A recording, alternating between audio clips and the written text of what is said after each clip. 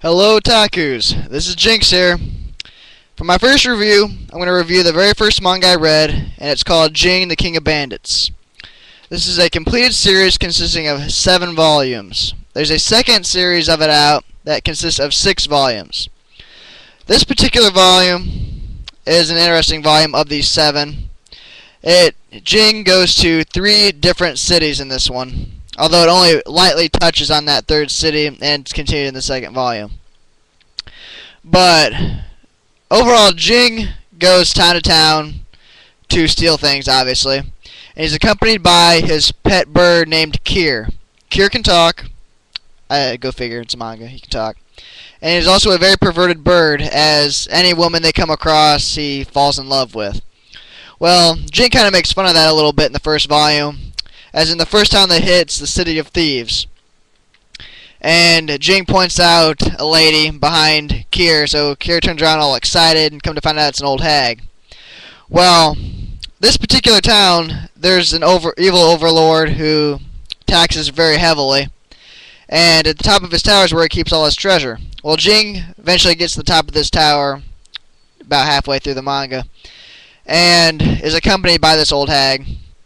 Come to find out, this ultimate treasure is a living crystal mermaid, and this old hag is the mother, and is not really an old hag at all, but actually a gorgeous crystal mermaid as well.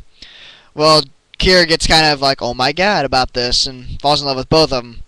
Well, they end up leaving, and Jing leaves with a crystallized tear of joy from the mother.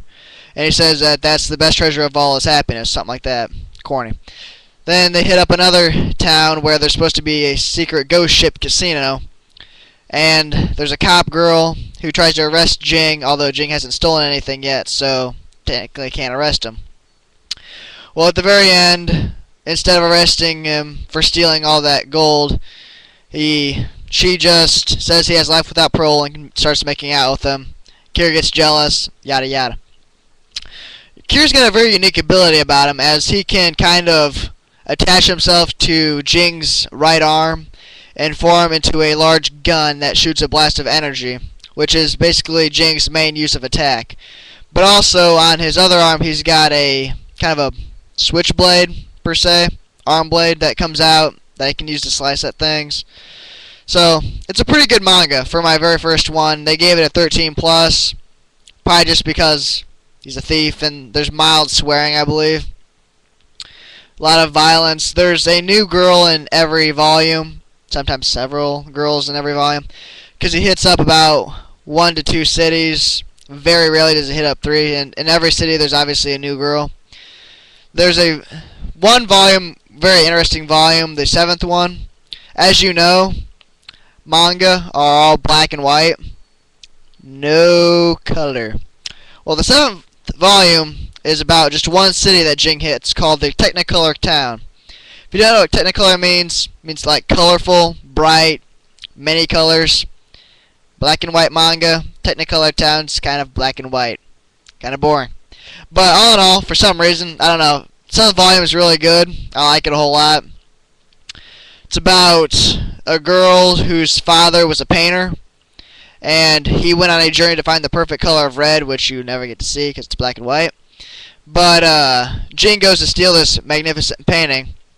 Come to find out, this artist froze himself to wait until he could find this perfect red color.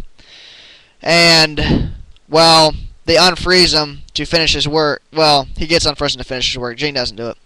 But at the end, he ends up burning his artwork, and he dies, burning alive. His daughter almost dies, but Jing saves her and tells her that his father has gone on another journey, which basically is saying that he died. She just doesn't come out and say that. So it kind of hints that she likes Jing more than just a friend, but nothing ever happens. Obviously, he leaves to continue on his quest, which is continued in the 2nd season, which is supposed to be about Jing being a lot older in, quote, a world that's grown colder. But I don't like it as much as the original. It's kind of more serious. It still got a new girl in every volume, every city that he hits, but it's just it's more serious. It's not as funny as this volume is. or this series season. But all in all, I give Jing the King of Bandits a 10 out of 10.